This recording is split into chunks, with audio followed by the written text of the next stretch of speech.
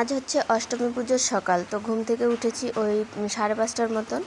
তো উঠে অনেকক্ষণ বসেছিলাম, কারণ একটু শীত শীতও করছে। দুর্গাপুজো যেহেতু, যতই গরম থাকুক ভোরবেলার দিকটা ঠান্ডা ঠান্ডা তো থাকবেই, সেটাই নিয়ম।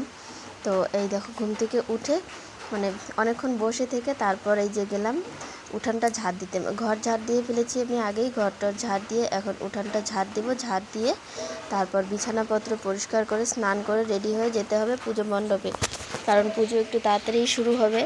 পরে লেট হবে, কিন্তু শুরুটা তো আগে হবে। শুরুর থেকে পুজোটা না দেখলে কীরকম লাগে, সেই জন্য কাজগুলো তাড়াতাড়ি করে সারছি। তো এই দেখো, উঠোনটা এখন আমি তাড়াতাড়ি ঝাড় দিয়ে নিই।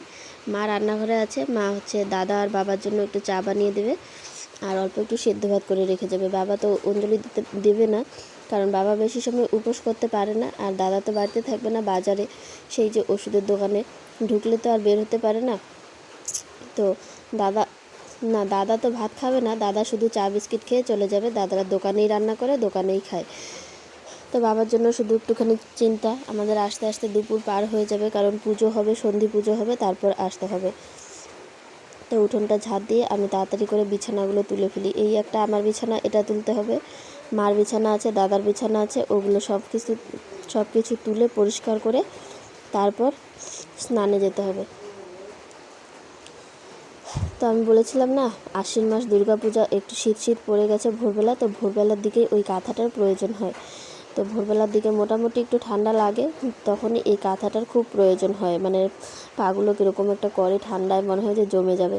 তো যাই হোক, কাঁথাটা তো প্রয়োজন হবেই। আর কোলবালিশের জামাটা ধুয়ে দিয়েছিলাম, তো কোলবালিশের জামাটা এই যে দেখো আজকে দিয়ে দিলাম।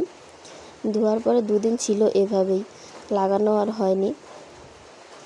তো আমার মা স্নান করে ফেলেছে। মা এখন পুজো দেওয়ার জন্য কিছু রেডি করবে, আর বাকিটা আমি করব। মানে মা হালকা রেডি করবে, আর ফলমূল যা আছে এভরিথিং মা কেটে কুটে রেডি করবে। তারপর আর সময় হয়নি সমস্ত কিছু তোমাদেরকে দেখানোর। তারপর একদম আমি চলে গেছিলাম স্নানে। স্নান করে এসে রেডি হয়ে এখন বেরিয়ে পড়েছি মা আর আমি। আর আমাদের পাশে বাড়ি বৌদি আর ভাস্তি কেউই যেতে পারলো না পুজোতে, দুজনই অসুস্থ। তো সামনে আরও লোককে, আমি আর মাই গিয়েছি আজকে পুরো রাস্তাটা। বাকিরা কেউ আগে গিয়েছে, কেউ পরে গিয়েছে। তো আমাকে এই শাড়িটা পরে কীরকম লাগছে কমেন্ট করে জানাও তো। এই দেখো শাড়িটা, এটা হচ্ছে আমার মায়ের শাড়ি। শাড়ির বয়স হচ্ছে 11 বছর। 11 বছর পর আমি শাড়িটা প্রথম পরলাম আজকে। তো শাড়িটা কেমন লাগছে আমাকে বলো। তো মা বলছে এদিকে না, এদিকে দাঁড়া, অন্ধকার লাগছে দেখতে, পরিষ্কার করে দেখাই কীরকম লাগছে। তো আমার মা এই শাড়িটা কিনেছিল শখ করে পরার জন্য, কিন্তু মা শুধু 2 বার পরেছে, আর পরেইনি। বাকিরা অন্য কেউ নিয়ে পরছে, তো ঘরেই আছে। তো আমি ভাবলাম আজকে আমি শাড়িটা পরি, অল্প কীরকম লাগে দেখি। তো কীরকম লাগছে শাড়িটা পরে আমাকে কিন্তু কমেন্ট করে জানাবে। যাই হোক, পুজো মণ্ডপে চলে এসেছি, ভোগটা ওখানে দেওয়া হয়েছে। আর এখানে দেখো এসে দেখি হালকা এই যে শুরুর পুজোটা হয়, এটা শুরু হয়েছে। এটা কি বলে আমি জানি না। এই পুজোটা শেষ হলে তারপর হবে, মানে অষ্টমী পুজো শেষ হলে তারপর শুরু হবে সন্ধি পুজো। সন্ধি পুজো শেষ করে তারপর যেতে হবে বাড়িতে। সন্ধি পুজো শেষ হতে হতে মোটামুটি 2-2:30 বেজে গেছিলো, ঠিক অতটা মনে নেই। তো দেখো, অষ্টমী পুজো শেষ। অষ্টমী পুজোর অঞ্জলি দিয়ে দিয়েছি আমরা, আর চরণামৃত নিইনি, যেহেতু সন্ধি পুজোর অঞ্জলি দেবো। সন্ধি পুজোটা তো সন্ধেবেলা না, দিনের বেলায় পড়েছে, তো সন্ধি পুজোটা একবারে দিয়ে ফেলি। তো সন্ধি পুজোর পর 108টা প্রদীপ প্রজ্বলন করা হবে। যে কয়টা পারে 2-3টে করে জ্বালাবে। তো সেই প্রদীপগুলোই এখানে সাজানো হচ্ছে বলে এই প্রদীপগুলো দিয়ে ওং লিখতে হবে। তো সেটাই কেউ সাজাচ্ছে, কেউ প্রদীপে তেল দিচ্ছে। ওই বৌদির প্রদীপে তেল দিচ্ছে, এই যে আমার মা, বড় মা, তারপর একটা দাদা, তারপর ওই পিসা, ওরা সবাই মিলে প্রদীপগুলোকে দিয়ে ওংটা লেখার চেষ্টা করছে, মানে যতটা সুন্দর করে করা যায় ততটাই। আর জানো তো, এই প্রদীপ জ্বালানো নিয়ে হয়ে গেছে কাণ্ডকীর্তি। একজন প্রদীপ জ্বালাতে পারেনি, মনের আশা ছিল, আর একজন নাকি একাই 20-25টা প্রদীপ জ্বালিয়ে ফেলেছে। সেই জন্য আরেকজনের কান্নাকাটি, আরেকটা বৌদির কান্নাকাটি। যাই হোক, তো বৌদি অনেক আশা করেছিল জ্বালাবে, কিন্তু পারেনি এত হুড়োহুড়ির মধ্যে।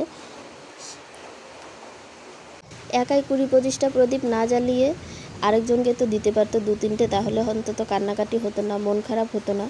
তো এই দেখো ওং লেখা হয়ে গেছে। এখানে প্রদীপগুলো এখন গোনা হচ্ছে 108টা কমপ্লিট হয়েছে কিনা। তো আমরা এখন সাইডে বসে আছি প্রদীপ জ্বালানোর জন্য। আর দেখো গরমে তো অবস্থা প্রচুর খারাপ, অবস্থা ভয়াবহ। পাশে আমার একটা বোন বসেছে, ও বলছে দিদি তুমি কিন্তু 5টা পেলে আমাকে 2টো দেবে। তো যাই হোক, যে কটা পারে জ্বালানো যাবে, একটা হলে একটাই সই, আর 5টা হলে 5টাই। একা 5টা জ্বালিয়ে কোনো লাভ নেই। আর আমি একা 5টা জ্বালাবো, অন্য কেউ কাঁদবে, সেটা তো হতে পারে না। যেমন ওই বৌদি জ্বালাতে পারেনি, কান্না করছে। পুজোর শেষ হওয়ার অনেকক্ষণ পর অবধিও বৌদি কান্না করেছে, মন খারাপ। মনের আশা ছিল। আর দেখো এখানে এখন অঞ্জলি হবে, সবাইকে মাথা ঢেকে নিতে হবে। তো আমিও মাথা ঢেকেছি, আমার মা বলছে ঢেকে নে। এই যে আশেপাশে যারা ছিল সবাই, এই দেখো প্রদীপ তো জ্বালানো হয়ে যাচ্ছে। এখন জ্বালানো হচ্ছে। আমি 2টো জ্বালিয়েছি, আর ওই যে ওরা এখন জ্বালাচ্ছে 2টো করে। আমাদের এখানে যারা ছিলাম এ পাশটায় সবাই 2টো করে জ্বালিয়েছি, আর ওদিকেরটা অনেকগুলো করে জ্বালিয়েছে। সেই জন্যই কান্নাকাটি, 2-1জন পায়নি। তো যাই হোক, ওং লেখাটা কীরকম হয়েছে আর প্রদীপটা জ্বালানোর পর কীরকম লাগছে দেখো, জায়গাটা সুন্দর লাগছে। এই মাসিমা কতটা ভেতরে ঢুকে গেছে, আঁচলে কখন লেগে যাবে সেটার হুঁশ নেই। প্রদীপ জ্বালানোটা আগে বেশি জরুরি। যাই হোক, জ্বালাও নিজেদের মতন করে। তো তোমাদের আজকের ভিডিওটা কেমন লাগলো কমেন্ট করে সবাই জানাবে।